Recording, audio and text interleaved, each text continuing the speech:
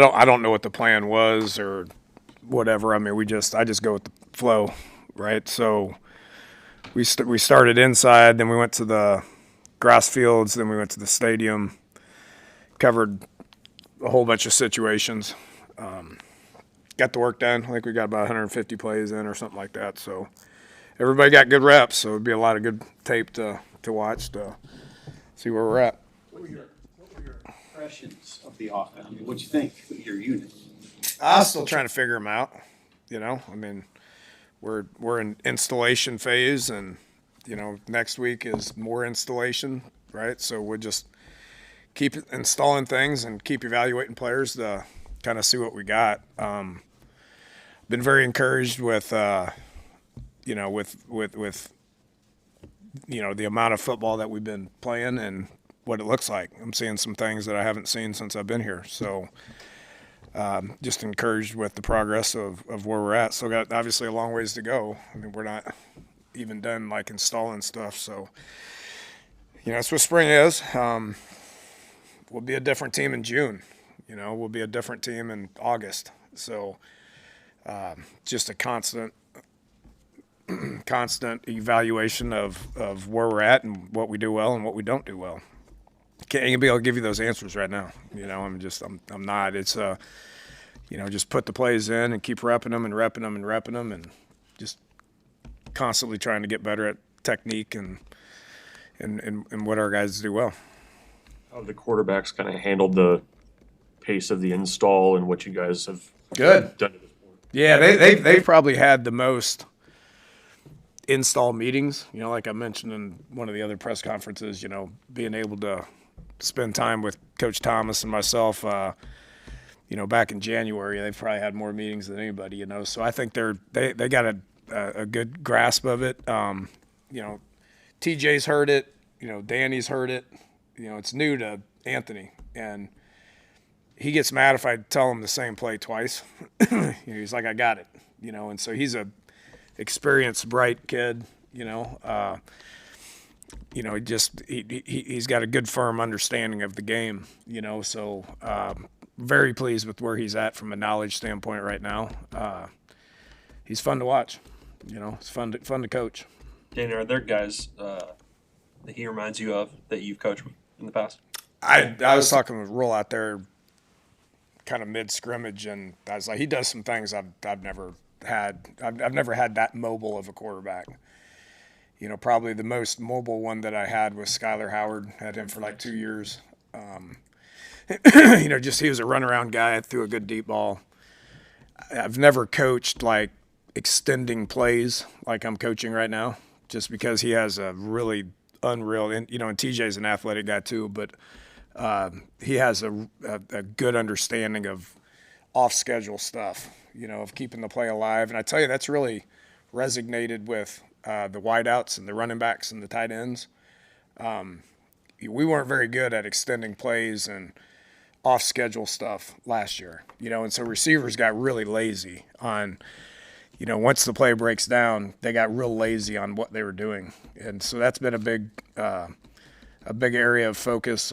We work scramble drill a lot, but man, I'm encouraging those guys to extend the play and make things happen. That used to really piss me off when guys would extend plays. I'm like, you're never going to do that in a game. I mean, you're just not mobile enough to actually do that. You got to get the ball. I had to coach those guys different. Like, get the ball out, get the ball out, get the ball out. And now I'm like, if First Street ain't there, just run, and we're doing a lot of, not necessarily true quarterback run game. We will, especially when we get into some red zone stuff, but, just the ability to be able to extend the play just on drop back pass and receivers understanding I better get to those spots, and so I'm really coaching that hard and we're working on it. And that's been something that I've had to kind of adjust my thinking on.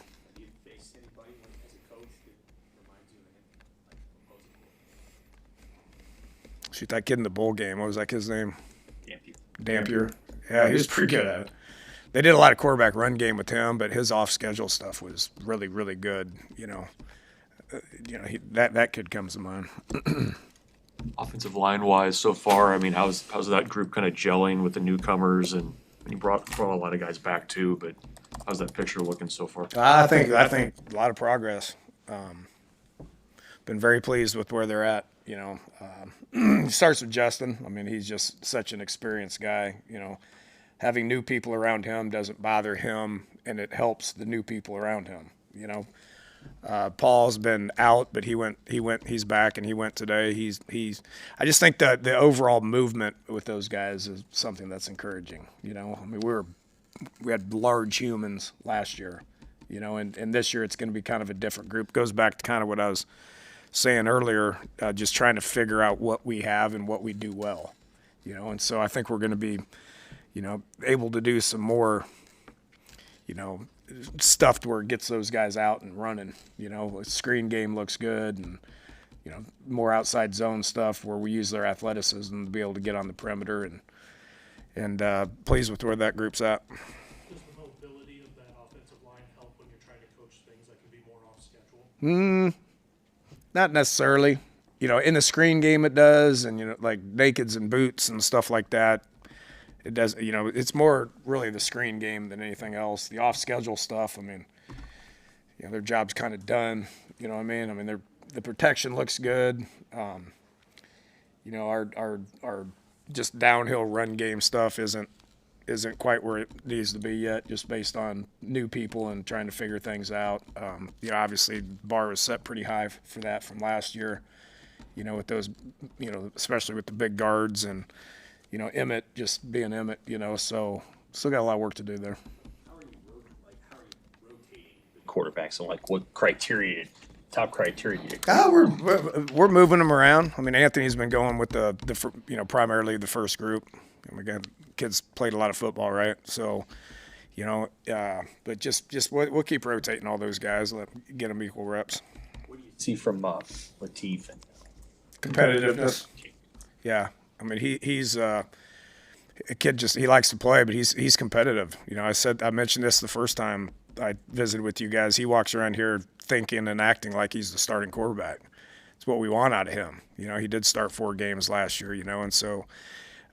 He's not scared of competition, and at the end of the day, competition makes everybody better. Where's he elevated? Has he elevated his game in any particular area? Yeah, he just needs to speed things up. I mean, everything's, and watching Anthony has been good for him because Anthony does everything so fast.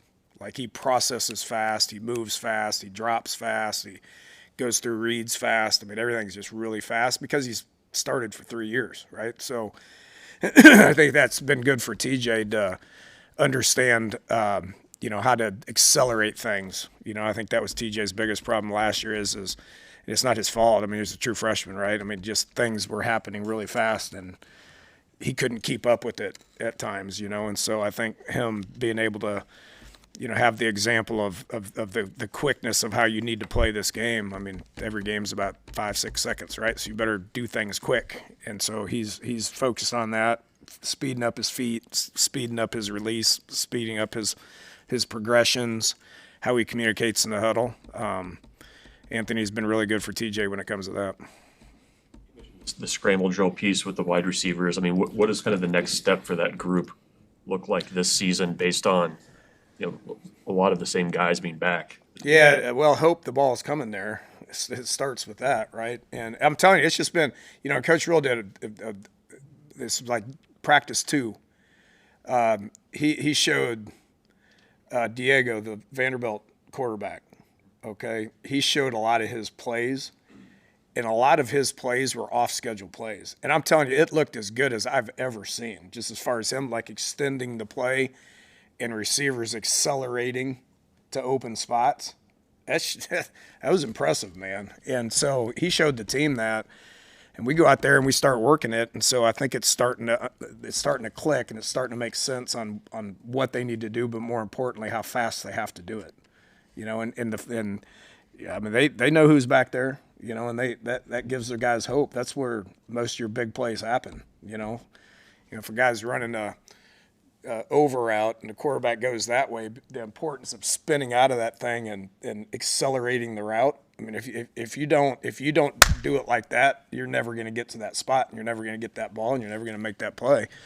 And so it just starts with hope that the quarterback's going to do that. And so they see him running around back there making plays. It kind of gets those guys fired up because it's a chance of an explosive play, And so just the element of the hope aspect of it is going to get those guys to the spots where they need to be. I'll get fired up about it. How was it having Eric Crouch at practice today? Oh, he's such a great dude, man. So unassuming. He's a true Husker. He cares. He just loves being around it. He was excited about it. He came up to me and was like, "I really like watching your quarterback play. He's fun to watch." And so for him to say that, that got me fired up. He's like, he goes, "It's just so much fun to watch him play the game." And he talked to the team for a couple of minutes and just really love having him around, man. When you have that improviser ability with a guy like that, are you seeing like really dumb turnovers come off that too, or like? No, I haven't seen that. I have not seen that. He's doing a really good job of taking care of the ball. We put the ball on the ground one time today in about 150 plays.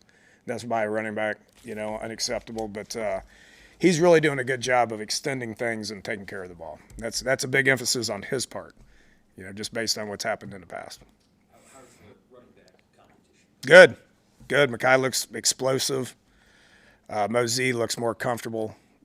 Ives is getting in there doing some things. Jamal Rule will turn people's heads.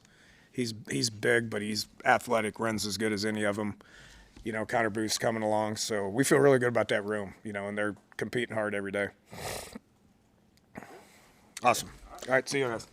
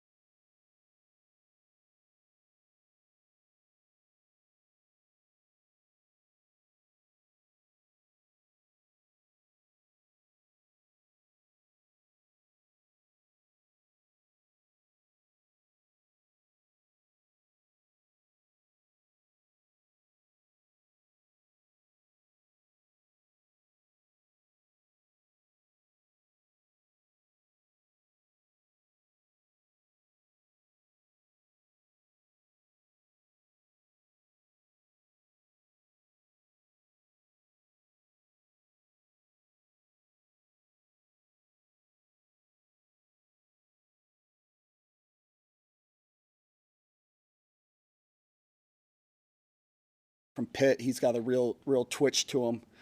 He's coming along well. Anthony Jones, I think, brings a level of physicality to that group that kind of sets the tone. And then at the backer level, Dexter Foster, really stout inside, really good on contact. Those three guys, I think, have been good for the program. And then I think what it's done is kind of raise the expectation of what the play looks like at those positions. A guy that is kind of flashing to me a little bit right now is Sua. Our DT is coming off an injury a little bit, had a hamstring injury, but you're starting to see him flash in some inside periods. You're a former linebacker yourself. What are the top traits that you want your linebackers to have? The ability to accelerate, the ability to laterally move, and the ability to be really firm on contact. I think if a linebacker can do those things, close ground at an elite level, be able to laterally slide his body and still be in great posture, and then be physical in contact, normally have the DNA to be a good player.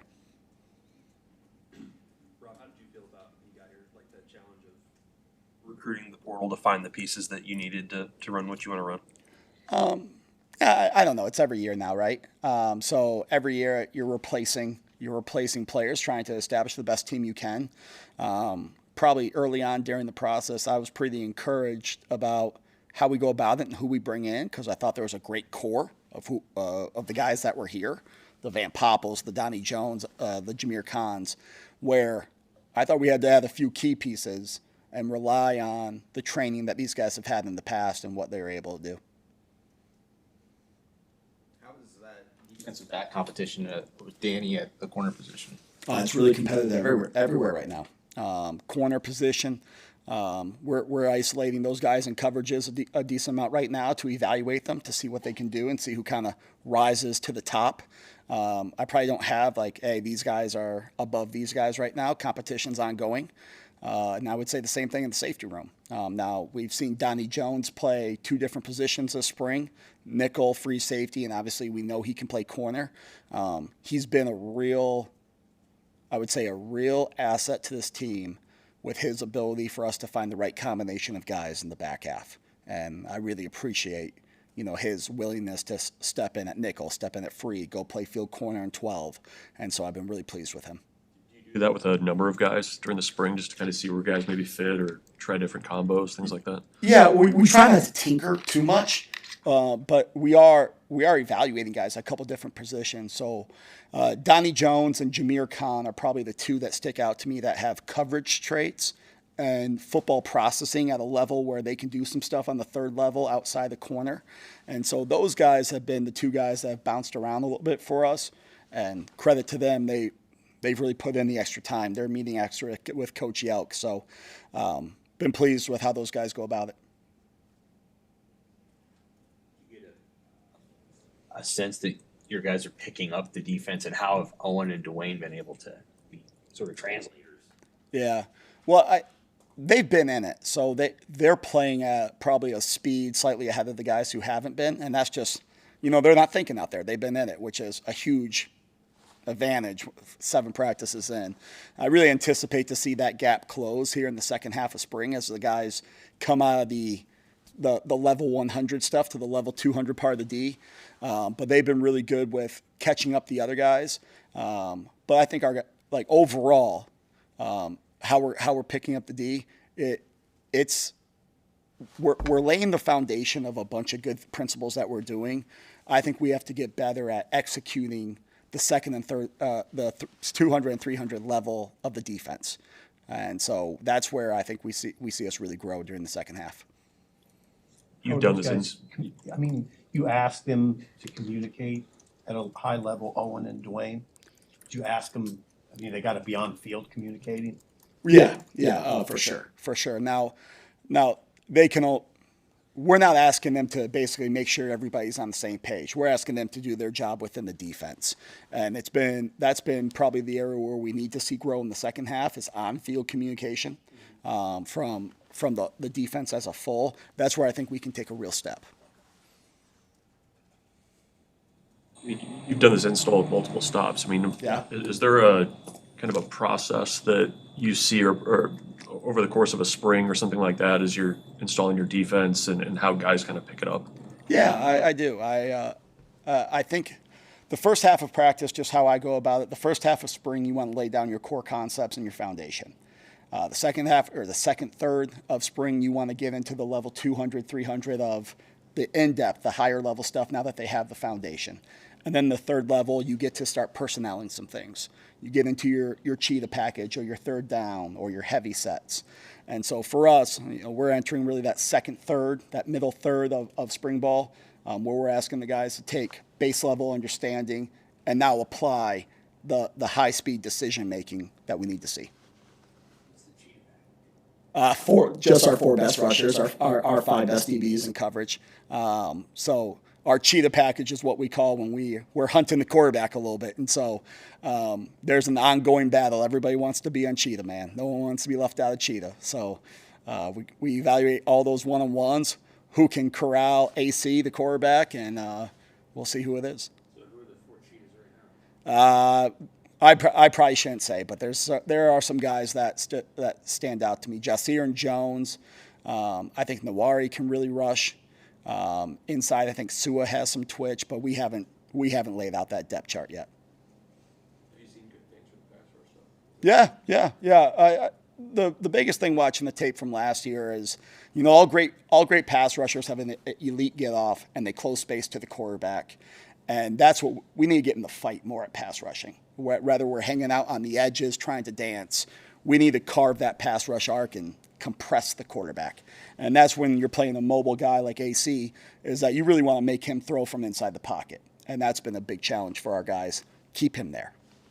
Rob, you had Trey White and some pretty talented guys last year. Like, how successful was your cheetah package last year? Really successful. The ability to rush him 4 down and the ability to disguise coverage, then play a bunch of different coverage variations was a huge part of our 3rd down package.